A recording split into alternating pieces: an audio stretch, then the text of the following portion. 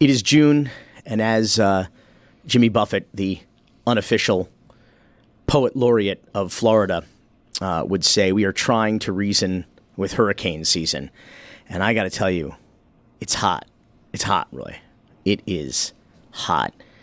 And we're talking now with John Morales, who in Miami, everybody knows him as one of the most respected and trusted names in Miami meteorology at NBC6. He is the founder and lead meteorologist at Climate Data.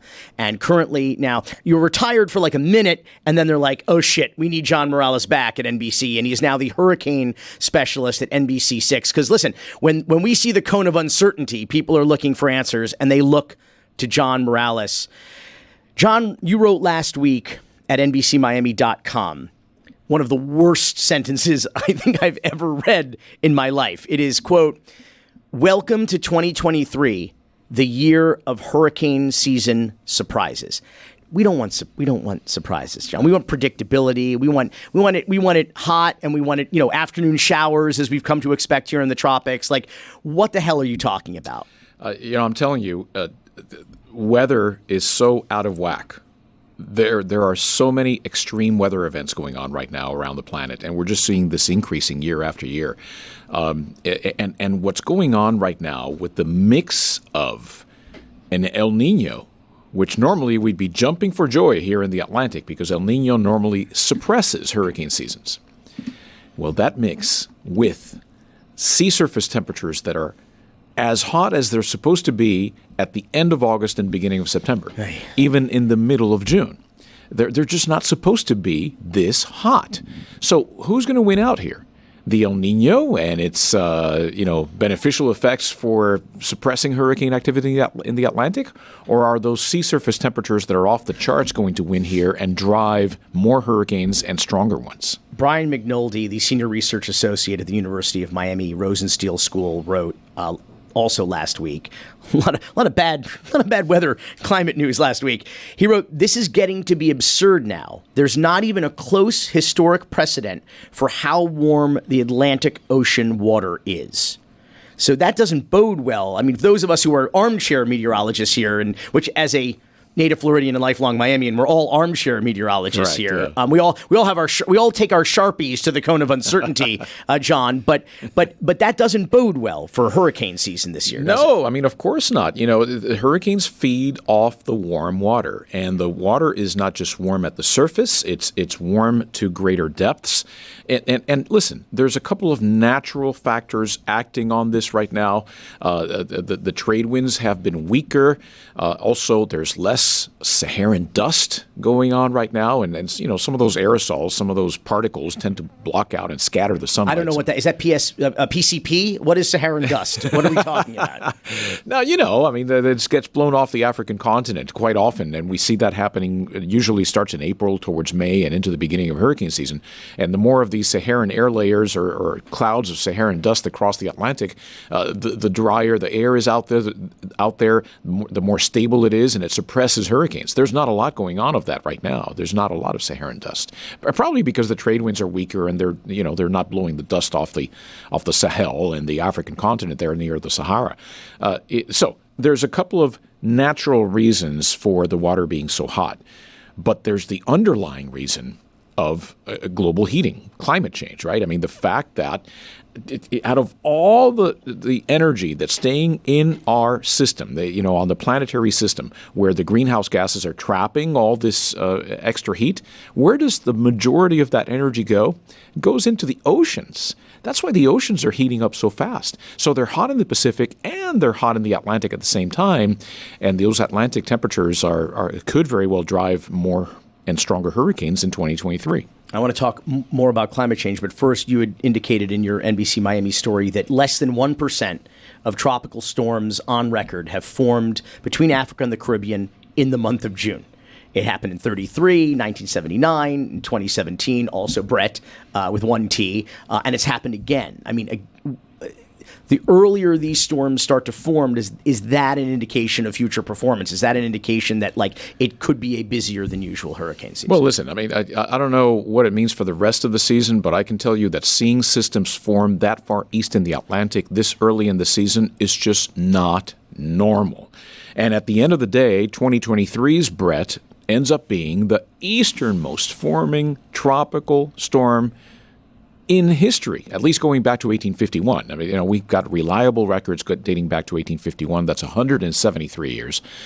So it's an impressive feat from this system, and it's worrisome in the sense that it's a symptom of the hot ocean temperatures. Mark Ongloff, a Bloomberg opinion editor and climate change columnist, also wrote last week that the planet could easily set a record high average temperature in 2023, and that we have already suffered through the hottest early June on record. I saw a study that you posted actually to Twitter that according to researchers at the University of Miami and Florida International University, Miami-Dade is even hotter than what we're finding out on our weather apps or even from the meteorologists on TV, and that some parts of Miami could even be, on average, 6 degrees Fahrenheit hotter than what it already says 96 or 101. Yeah. How much hotter is it than? Well, I mean, listen, go stand out in a corner in Hialeah or in Liberty City. I go Liberty City. Okay, well, fine. Choose where you want to be, but what I'm trying to point out is these neighborhoods in Miami, these cities in Miami that have no tree cover, without the tree canopy, without enough shade, things just really heat up very fast. And normally you find that exactly in some of our frontline neighborhoods, right? I mean, some of the let's say less wealthy neighborhoods are the ones that have less tree cover. So it's something to be resolved, and no doubt these rising temperatures are concerning. By the way, I saw a story from the Associated Press. There's like 100 people just recently died in India in the north due to the heat wave going on over there. And so, I mean, heat is the silent killer, kills a lot of people, and we're only going to see more and more heat waves in the future. And of course, we are vulnerable to sea level rise. The heat isn't helping, obviously. There's about $145 billion in real estate that is, Miami, they call one of the most vulnerable or at-risk cities. Obviously, the entire state of Florida is.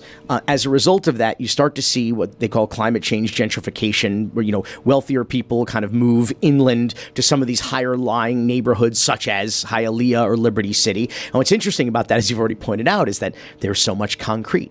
There is so much everything but green space, parks, trees. I really want to talk about this because later on I'm going to be talking to David Samson, the former president of the Miami Marlins, about how sports teams first thing we do is we keep paving our green spaces, whether it's for Mel Reese, whether it's for this arena downtown here for the Miami Heat. And then you have teams like Inter Miami in Fort Lauderdale, like the Miami Heat in downtown Miami, promising us park space. It'll be a part of the project, right? It's all a part of the plan. We promise. Just give us your property, give us your money, whatever. And then they don't do it. How bad is it when you drive around downtown Miami here and Brickell and you see the growth? You see the number of new people that are here. How sustainable is this when there's no master plan?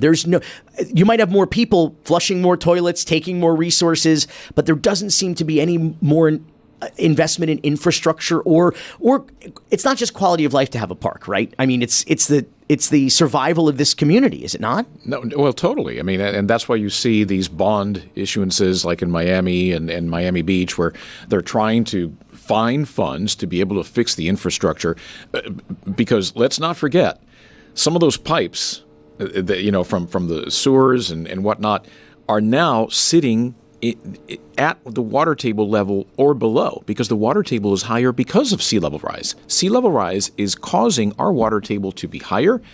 It's rusting out all the infrastructure that is down there.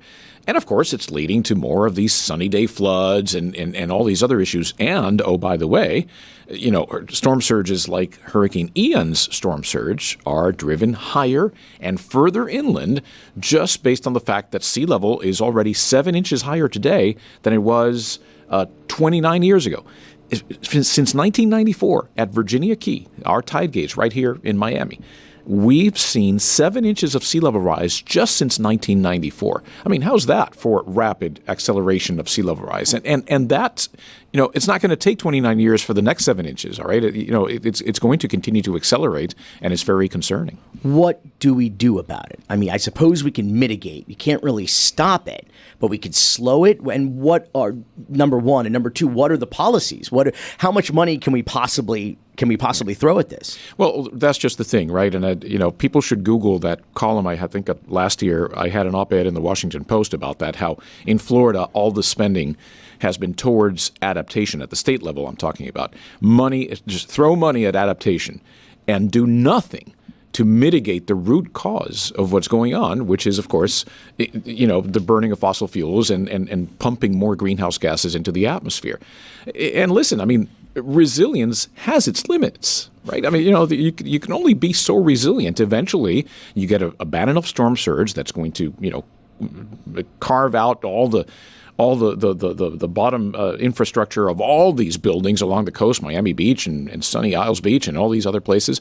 The day that happens, the damage is going to be, not just $100 billion. We're probably talking closer to $200 billion in damage when we get another hurricane, one like Ian, but coming up our coast instead of the southwest coast of Florida.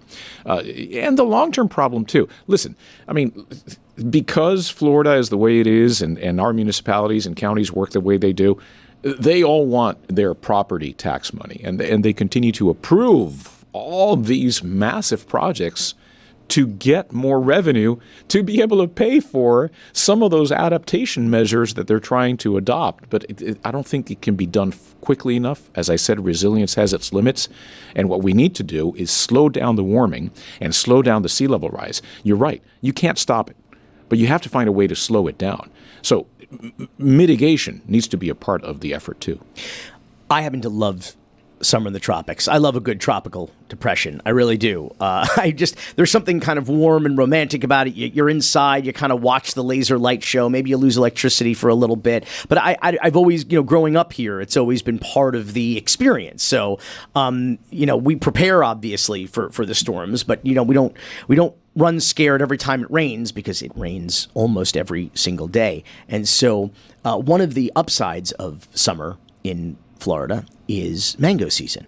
And it's Mother Nature's way of saying, I know it's going to be a hard couple of months, but here's some god of the nectars for you to tide you over, And the last few years, it's been weird. It's been it hasn't come. It's been late. It's been weird.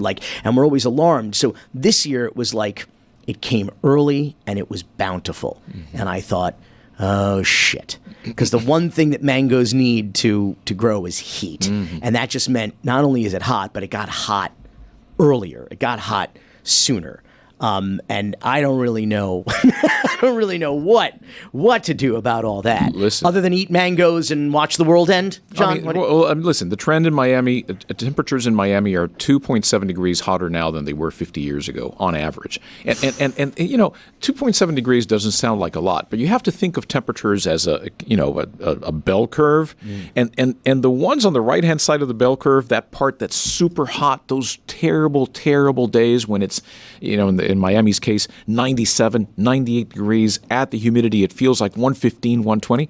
Those days are starting to happen more often.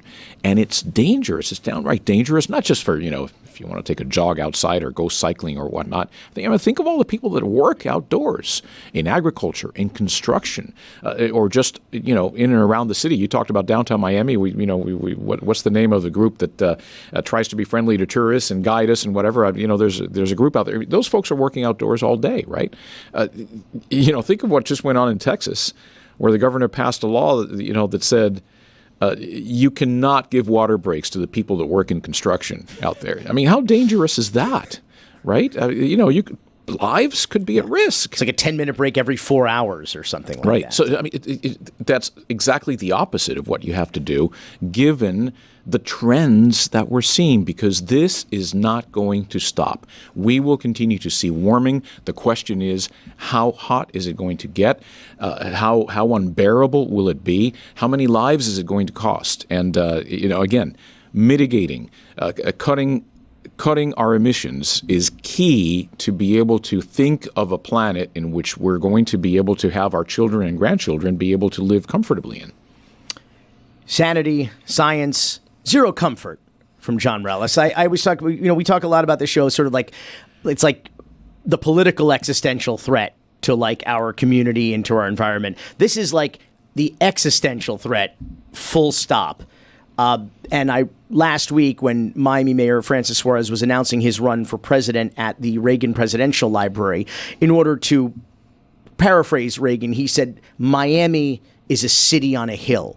And I thought to myself, Miami is a city under sea level. Like whatever the exact opposite of a city on a hill is, that the antithesis of that is actually what Miami is. How can I help? So, John Morales, thank you so much for being here. It's John Morales TV on Twitter. That's right. Follow him for more gloom and doom, and more importantly, to learn how maybe we can make this one Earth that we have last a little bit longer for us and our offspring. Well, that was kind of depressing, but we have put John Morales back where he belongs, in front of a green screen, gesticulating with his hands to the open air, and like I do every week, screaming at the clouds, and so that, boy, it looks hot, Roy. Looks real, and that's 2023 weather. And I will tell you, it looks hot, and it looks like it progresses to 2053. So, oh no, none of this is good. This is somehow worse news than what we were talking about in the first segment about climate change and sea level rise here in Miami. And then, okay, I think John has given up. We're screwed, and because Miami. But don't worry.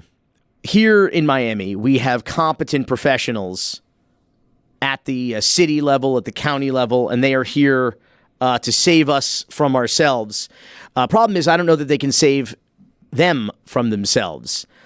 Here is a particularly frustrating clip from Miami Mayor and now GOP presidential primary hopeful Francis Suarez, a.k.a. Now our latest challenge, of course, is the water and the heat, as you've said in the prior segment. And our citizens approved right after Hurricane Irma in 2017, which created a 4 to 6 foot storm surge in our central business district, a plan called Miami Forever.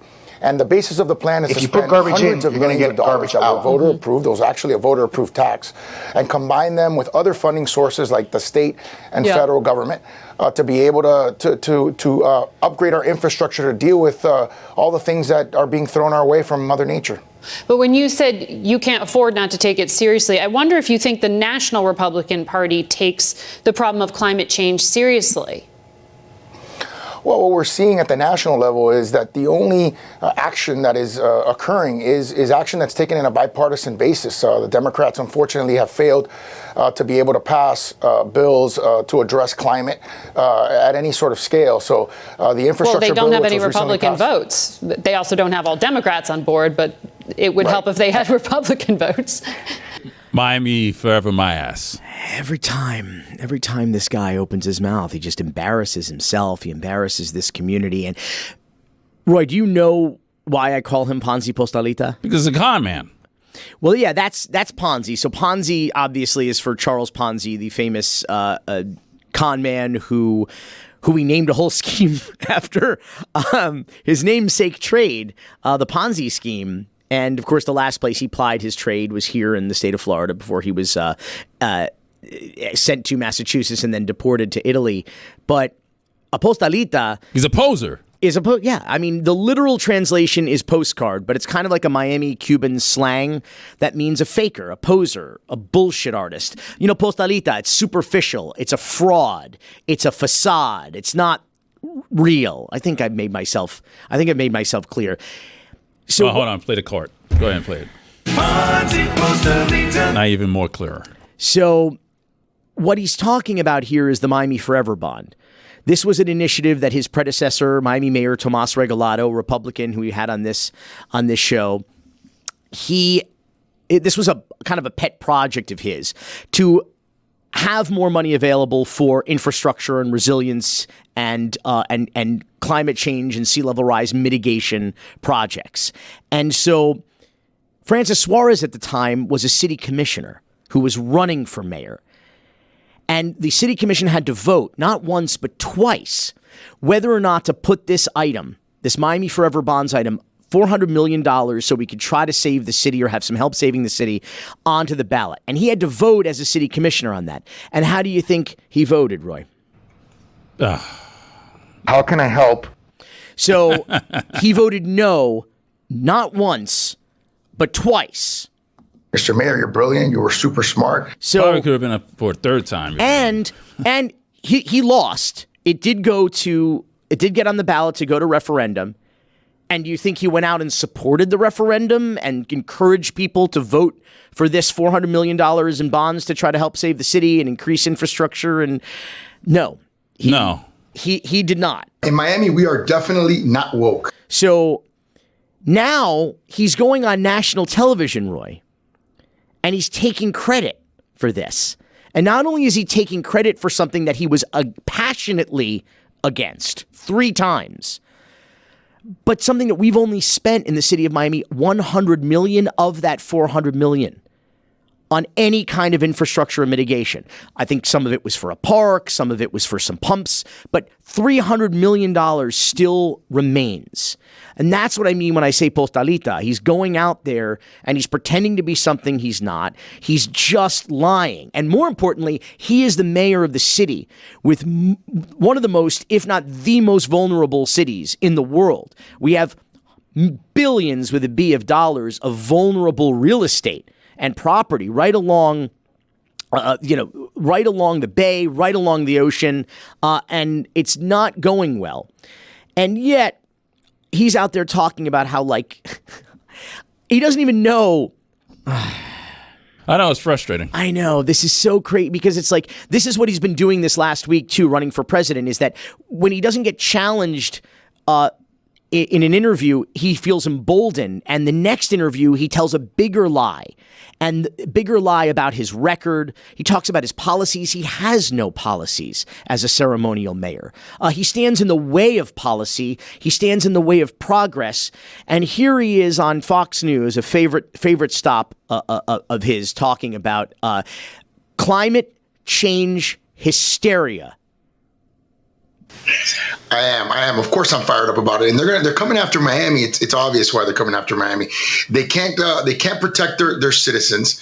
They can't keep their taxes low, and they're rejecting high-paying jobs in their own community. So they have to go after something, and this is what they've chosen to go after. They've chosen to tell people Miami's going to be underwater, so don't invest in Miami. Don't believe me, the mayor. The private sector, believe the private sector. They just grew Miami last year by 12%, which is the second most growth in recorded history. So they are themselves betting on the long-term future prospects of our city being here forever. I agree with him. Don't believe him. Don't believe the mayor. Absolutely not. That would be crazy. But what he says is believe the private sector. Follow the private sector. But he talks about growth. When he said when you follow the private sector, you shouldn't follow realtors, Roy, okay? And businesses and billionaires and millionaires who are buying their second, third, and fourth houses here. They can afford to self-insure. They can afford, by the way, at the drop of a hat or the drop of a hurricane, they can up and move just as fast as they came here. They can move their companies, move their offices, move their homes, move their families. No problem. Chopper will come down, airlift them the hell out of here. Realtors are that's some short-term private sector business, okay? And this growth is absolutely unsustainable, as we talked about with John Morales, a scientist, in the earlier segment. But let's follow the private sector, Roy. I trust the private sector who hires actuaries. Let's look at the insurance companies. We just had last week the 15th insurance company in the last 18 months has just announced that they will no longer be writing new policies in the state of Florida. I believe that was Farmers. So we are fucked. And that's the private sector that I will follow when I'm looking to see what the future brings, because they're the ones actually looking at the future. I'm not trusting a realtor driving a rented McLaren. That guy's not thinking too far ahead of himself. And when you mentioned the pumps, where exactly do you put those pumps?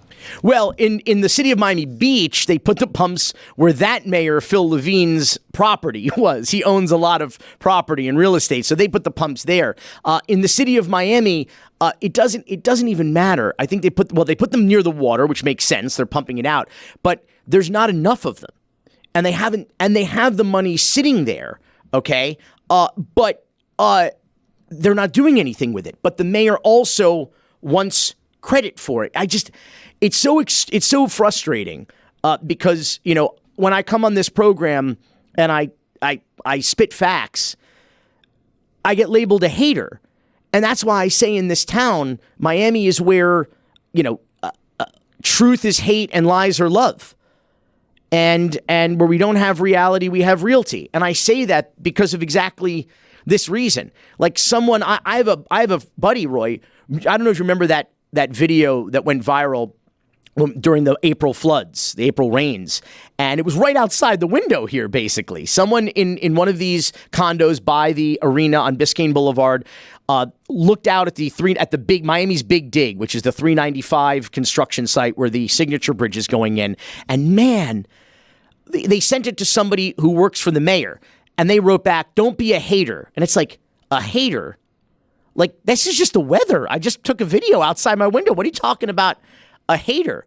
But not everybody buys Francis Suarez's bullshit.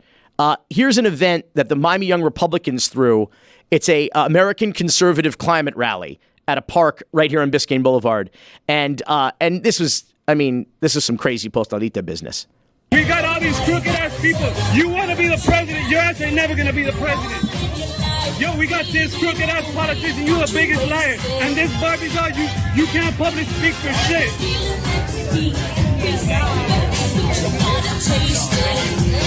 Recall this motherfucker. You heard what you said? I heard what I said. Don't touch me. Don't touch me. Get the fuck out of here. You a fake Republican.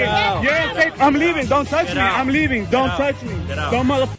Man, that music is very positive. So I thought, did Mike add that? I thought Mike added that. Did Mike add that? No, Mike did not add that. But all right.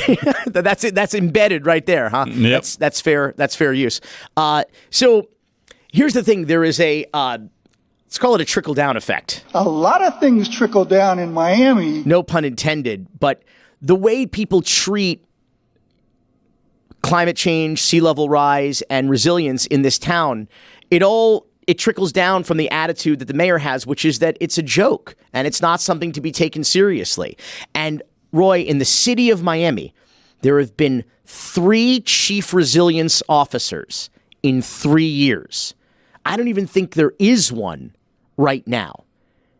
And the third one, they hired her after a nationwide search, and she came to Miami, and after a few months, she's like, peace. Not very resilient. She's like, I'm out of here. She's like, this place is toxic and unaffordable, and there's no way anybody can get any real serious work done in this town.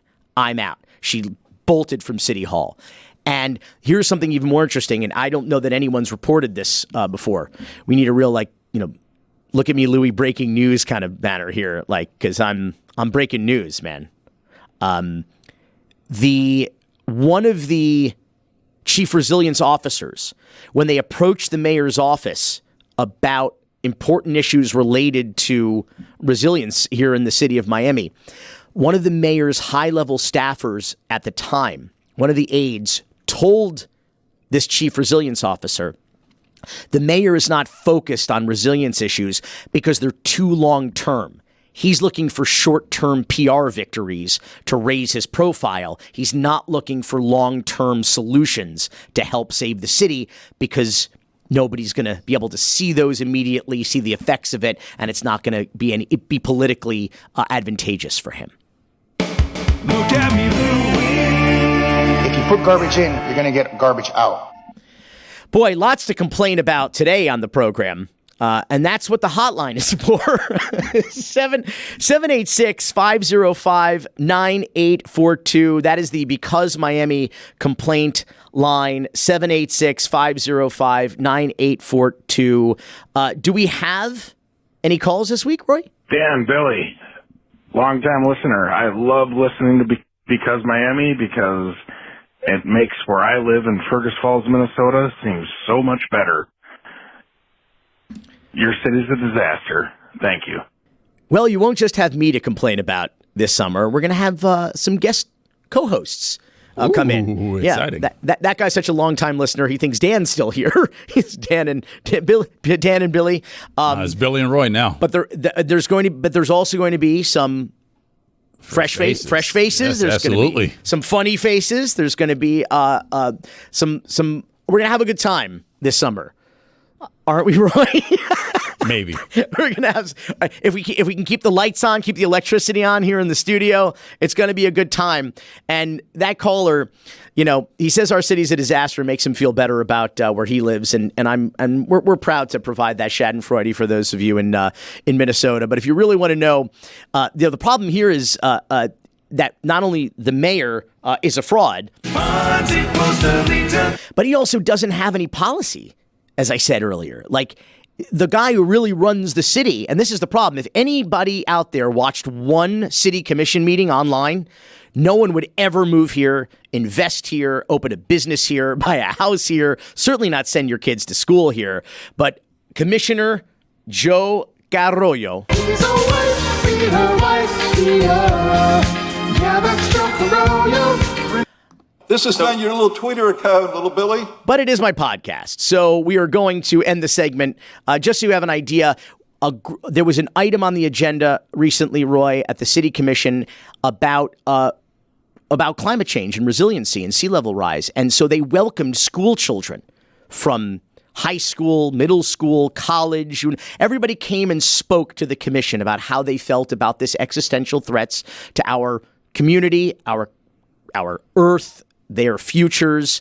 And this is what Joe Carollo, who really makes the policy and runs this city, while Francis Suarez runs around, playing postalita president. This is what Joe Carollo told those children. But you know what? I can't help but to think while sitting up here that I hear so much of this, the world's coming to an end right away with climate change, and we have to do everything tomorrow. And I look at what is happening in Ukraine. Do you think that the people there are making or should make priority climate change? Do you think that the other threats that our world is facing, when you hear a war criminal, a thug like Vladimir Putin, threatened with nuclear weapons,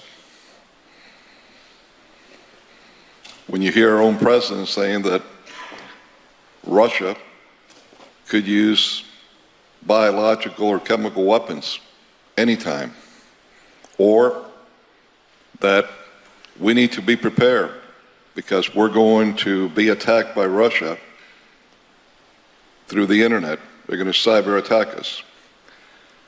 I will tell all of you that those are immediate, dire threats right now. Vote everybody out of office. That we're facing, and those are real.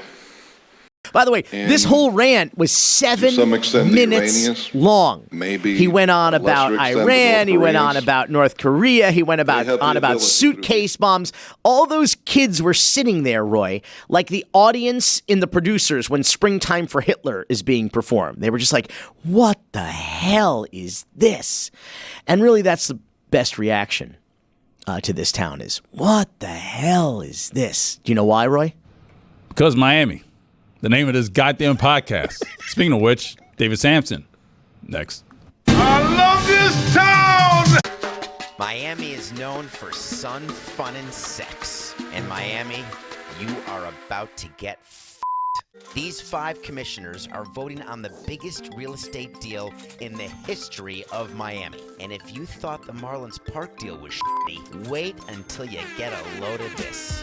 The city wants to give billionaire Jorge Mas, David Beckham, and their Inter-Miami soccer team a 99-year no-bid lease below market value on 131 acres of parkland at Mel Reese. That's Miami's single largest piece of public property. They want you to think this is about a soccer stadium, but it's just another real estate hustle to pave paradise and build a hotel, office park, and shopping mall. But city leaders don't care. They're all getting paid. Miami is one of the poorest cities in the country. We need help. Instead, we get welfare for billionaires. While rents in Miami have shot up as much as 60% in the last year alone, these guys want to pay the same price they negotiated back in 2018. The city is being cheated out of $17 million every year by allowing this deal. This is a $1 billion heist happening in broad daylight. And it gets worse. The city manager, who is the lead negotiator, has a shady side deal to get a fat 6-figure gig with the Inter-Miami team after he forces this scheme through the city commission. Don't be fooled. Don't let them steal from you. Tell them. Don't bend over for Beckham. This is the biggest boondoggle in Miami history. The Mel Reese giveaway is so bad, it would make the Marlins Stadium deal look good. Take it from me, someone who actually negotiated with your politicians and almost single-handedly ended stadium public financing. Almost. I'm David Samson, and I approved this message. I thought I'd be the final guy who f***ed you. It turns out I'm not.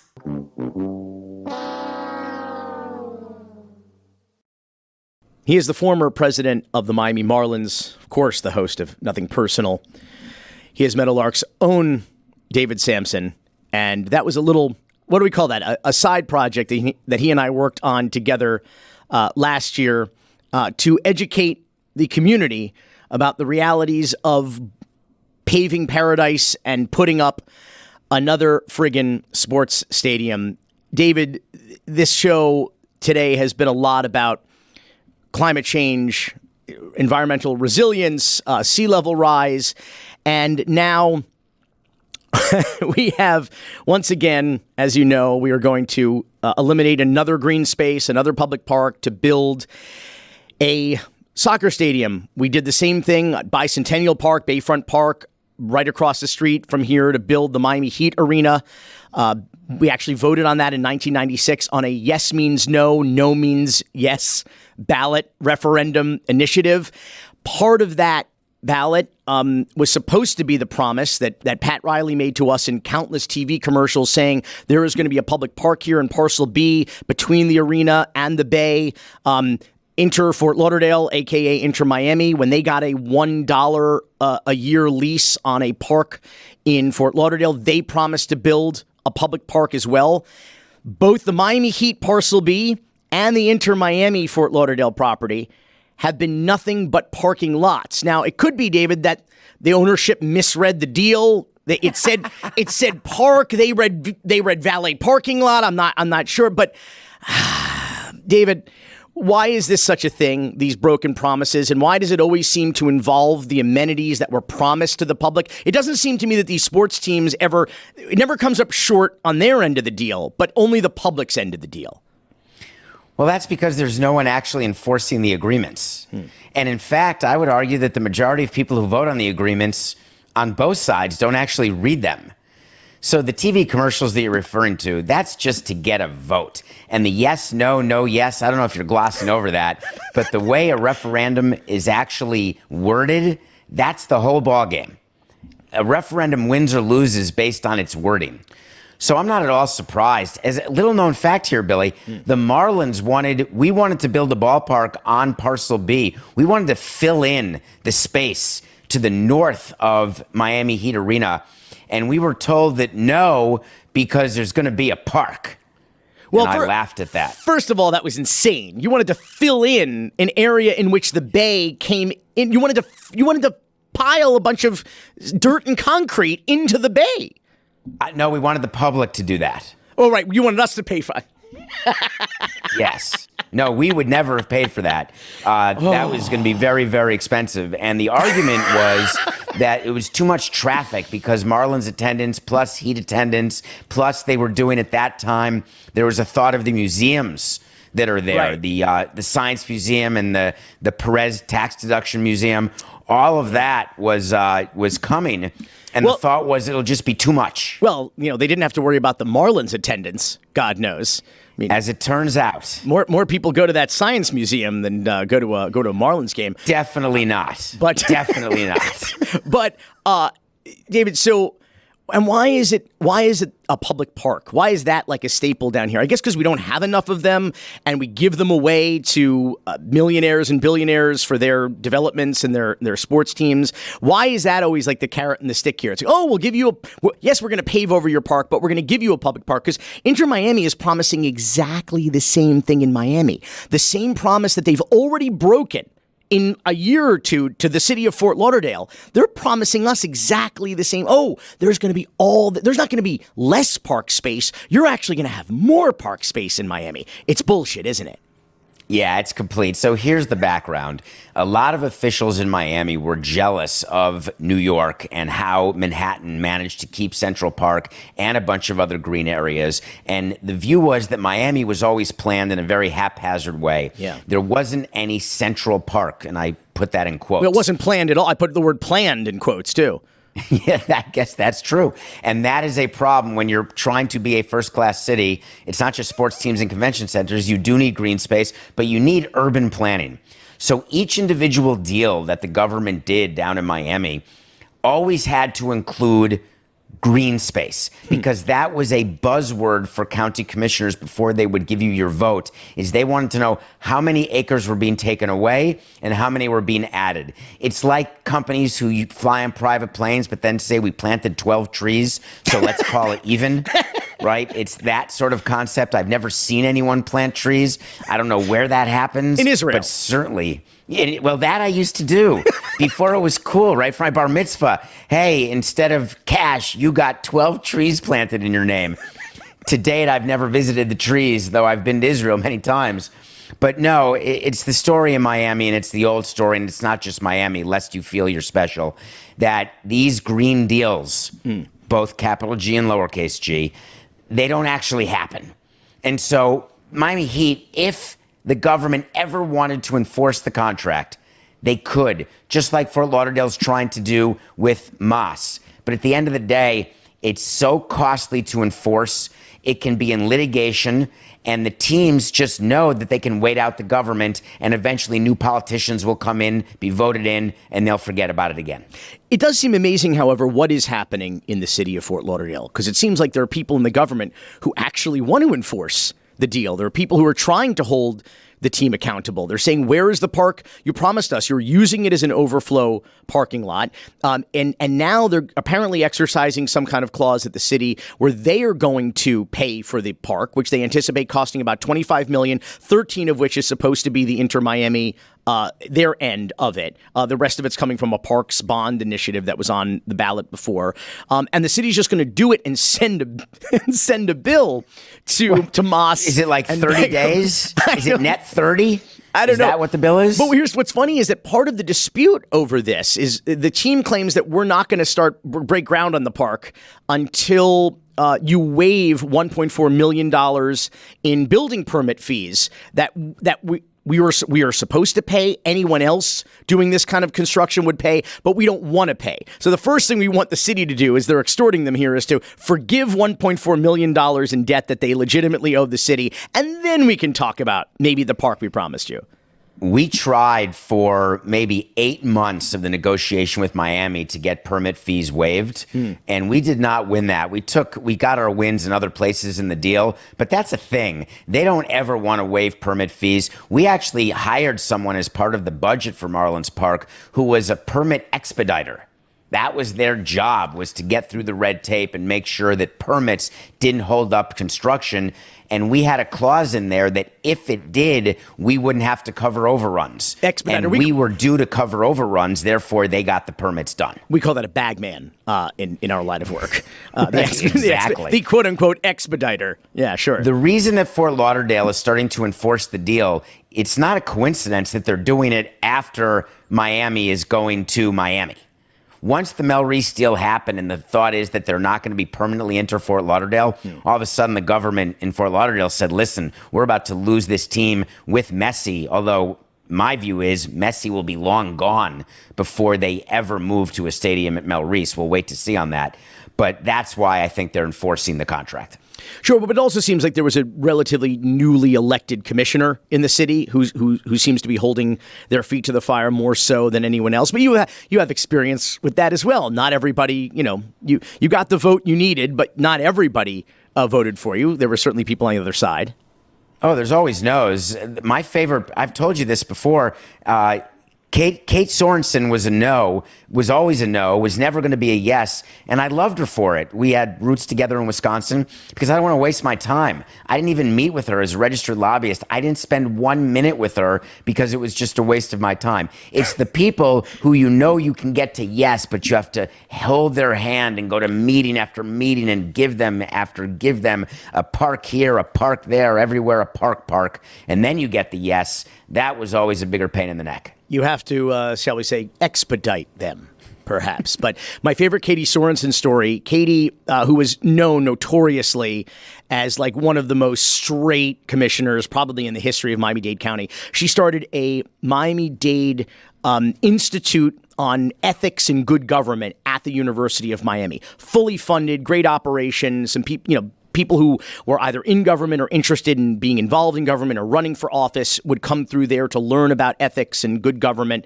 And my favorite headline, one of my favorite headlines in the history of this town, and I'm not making this up, this is not The Onion.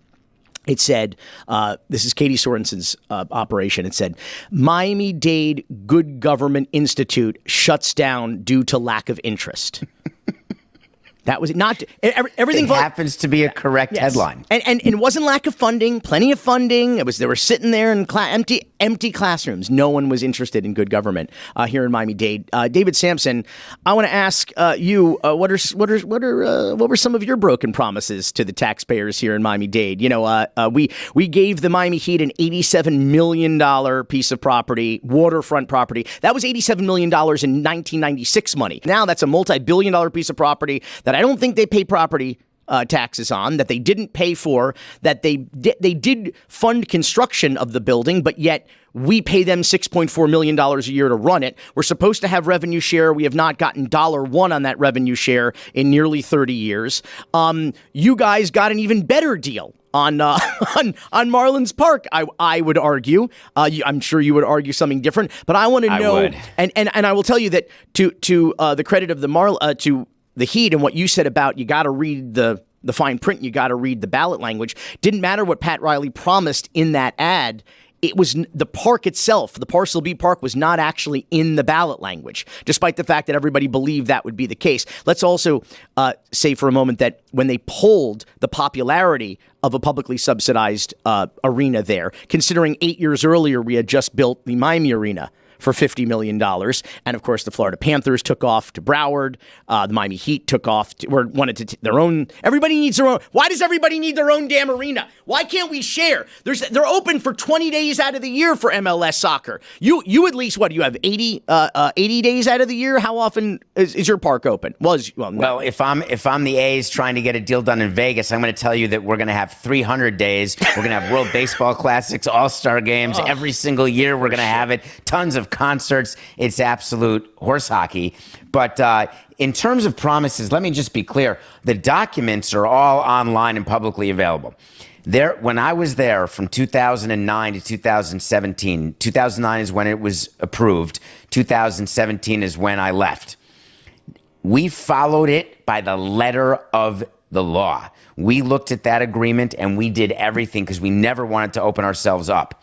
That said, during the course of the negotiation, there were many things that went on that people may or may not have thought made it into the final agreement, but I never felt badly when we would talk about something and then it didn't make it into the agreement, but people thought it did. That's their own problem and their own fault. The biggest example is a youth academy.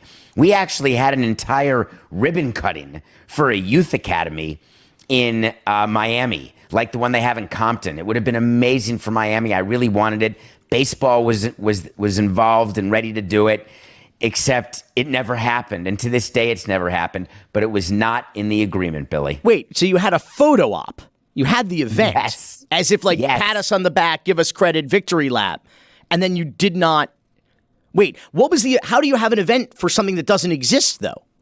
It is a modern day miracle of PR. We had great PR people. So what you do is you bring a bunch of people to a place where you think there's a chance it could be, even though you have no land deal. It was going to be inside a park where the airport is not Miami Airport. Oh God, is it near? It's the big park where one of your commissioners is so involved down there. It doesn't matter. I can't remember where it was. It was a ground, like you had shovels and hard hats on, or it's better. So it wasn't a groundbreaking. It was a ribbon cutting of the concept of a dream of an academy. It was absolute nothing, but we had cameras. 2 of them were our own, but we did get some of the news stations to come. There were commissioners who went. The president of baseball flew in for it. It was all part of making sure we got the 9 votes to get a stadium approved, which ended up happening after. But we had to make sure that did not make it into the final agreement because we had no way of funding it.